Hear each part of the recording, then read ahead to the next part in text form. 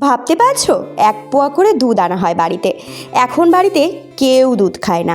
আমি আগে দুধটা এত পছন্দ করতাম, আমি রাত্রেবেলা দুধ রুটি ছাড়া কিছুই খেতাম না। কিন্তু কিছুদিন যাবৎ আমার একটু অসুবিধা থাকার জন্য আমি দুধ খাওয়া বন্ধ করে দিয়েছি। আমার ছেলেও একটু দুধ খেত, তাও সে ছেলে কিছুতেই এখন দুধ খেতে চায় না।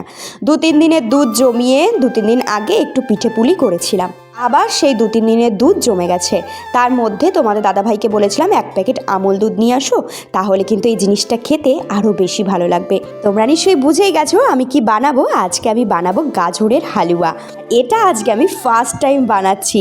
অনেক শুনেছি, সকলের মুখে শুনেছি খেতে নাকি বেশ ভালো লাগে। তারপরে কিন্তু আমি গাজরটা একদম কুচি কুচি করে একটা গ্রেটারের সাহায্যে এরকম গ্রেট করে নিয়েছি। গাজরের মধ্যে কিন্তু প্রচুর জল থাকে, আর জলটা চিপে বের করে দিতে হবে, না হলে একটা বাজে ফ্লেভার দেবে, খেতে ভালো লাগবে না। কড়াতে পরিমাণ মতো ঘি দিয়ে তেজপাতা সাথে 2টো ছোট এলাচ ভেঙে দিয়ে দিতে হবে। গ্রেট করে রাখা গাজরটা দিয়ে নাড়িয়ে চাড়িয়ে সামান্য স্বাদ অনুযায়ী লবণ দিয়ে দিতে হবে। অল্প অল্প করে দুধ দিয়ে নাড়িয়ে চাড়িয়ে তারপরে কিন্তু পরিমাণ মতো দুধটা দিয়ে দিতে হবে চিনি।